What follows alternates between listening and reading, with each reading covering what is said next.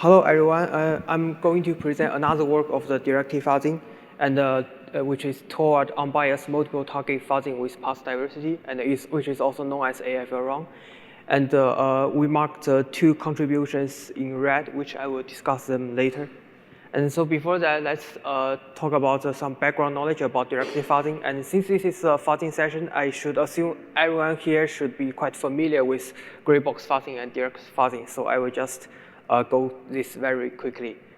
And so firstly, let's discuss some about the gray box fuzzing as a background knowledge.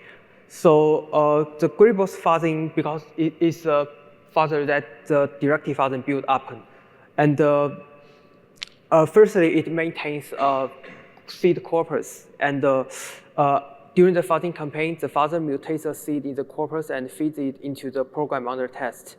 And during the execution of the program under test, if there's any new program states, like the new code coverage has been found, the mutated input will be stored into the corpus as a new seed. As some example includes AFL or libfuzzer or home fuzz.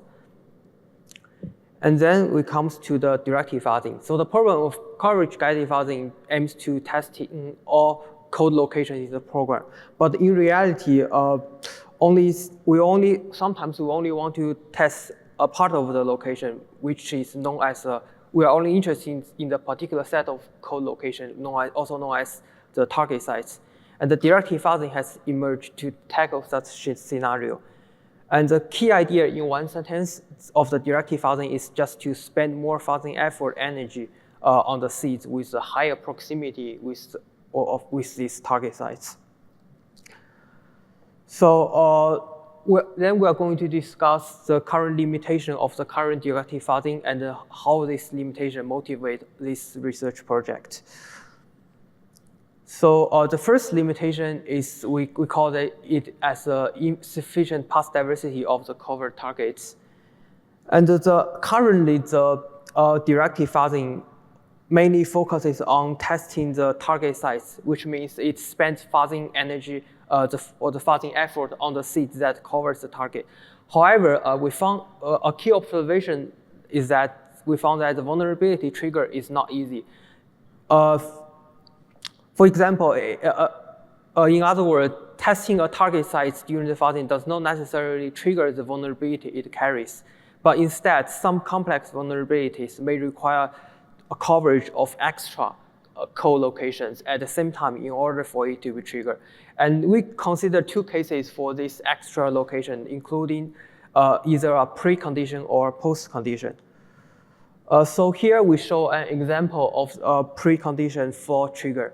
And we can see in line 10, there is a buffer overflow vulnerability of the string copy. And we consider this as a target site. And however, to trigger this vulnerability, the line 4 has to be executed first as a precondition because we want the variable pointer b to be attacker control input. And so this is the first example demonstrating why a precondition extra location might be required.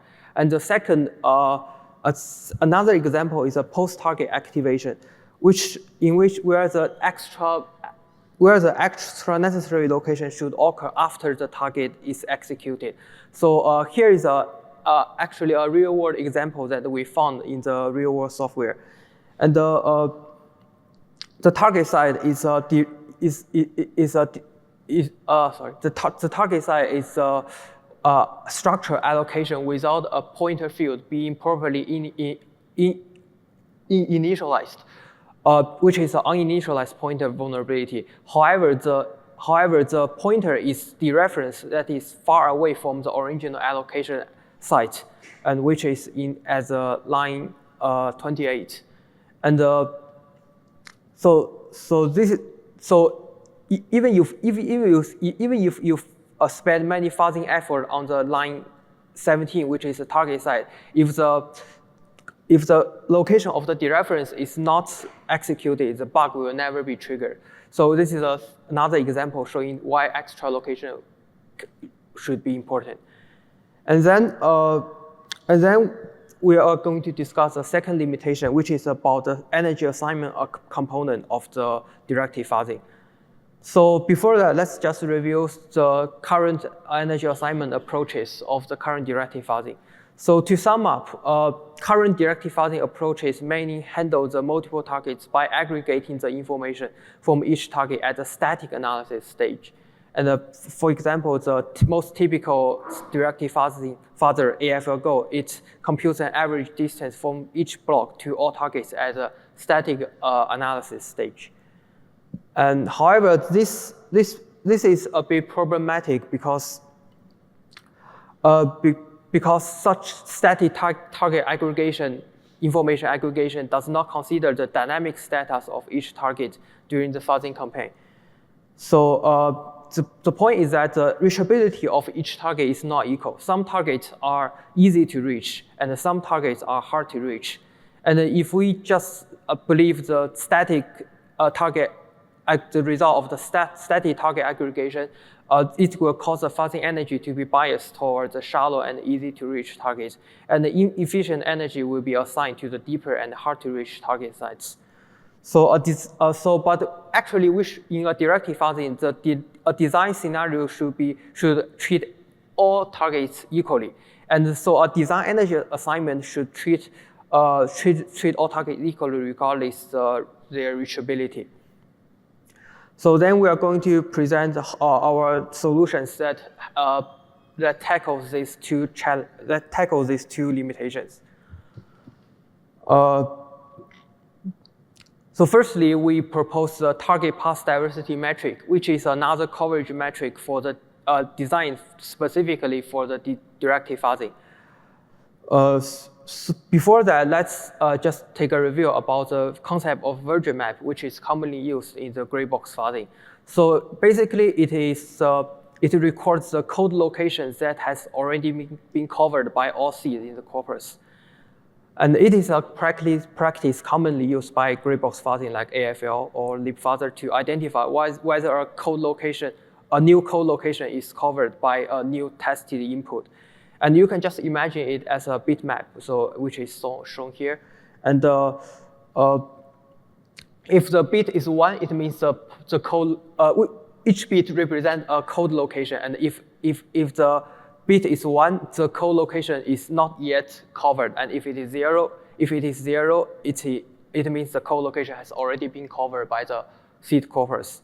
And during the fuzzing campaign, when a new tested input covers any new bits, an update will be made on the virgin map, and the input will be added to the corpus, which implements a gray box fuzzing pipeline.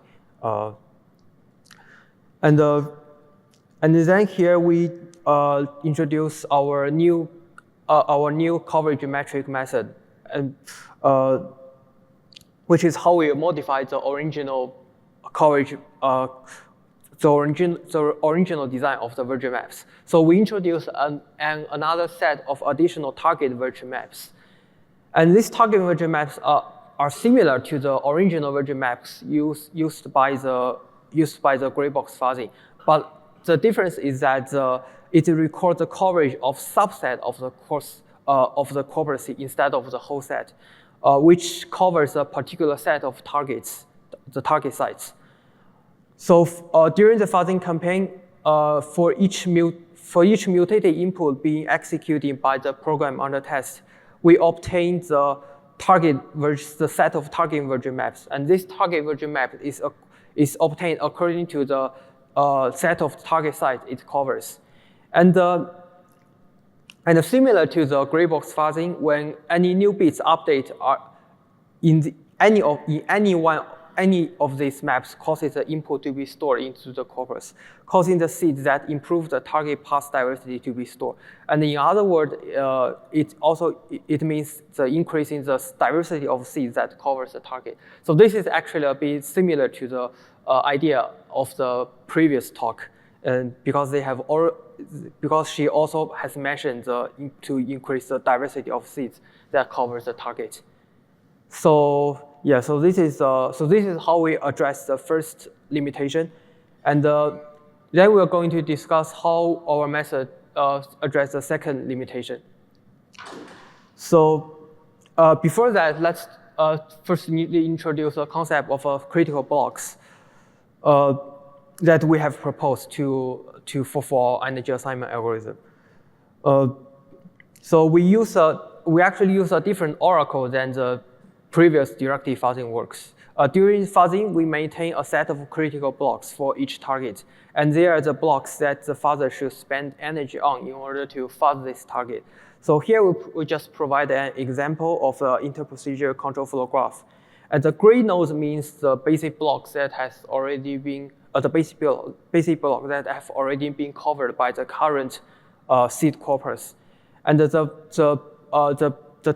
basic block 1 and 2 in the rectangle means the target basic block. And for the uncovered target basic blocks, such as the basic block 1, the critical blocks are the blocks with uncovered paths leading to the target, which is C and D in this example. And for the covered target blocks, which like the basic block 2, the target block are simple. The critical blocks are simply the target blocks themselves. And based on the critical block, based on the concept of critical blocks, we come up with energy assignment. We come up with energy assignment based on the weight distribution. So firstly, we assign a uniform weight to each target, which is we can consider it as the values of ones. And then we distribute the weight of each target to the critical blocks of target. And then the weight of each critical block is further distributed to the seed that covers it. And at this point, we can get a weight distribution of each seed like a vector. And finally, the energy is assigned such that the total energy assigned to the seed will approximate the weight distribution as much as possible via mathematical optimization. So due to the time limit, I cannot discuss too much mathematical detail for this, but if you're interested, you can look at our paper.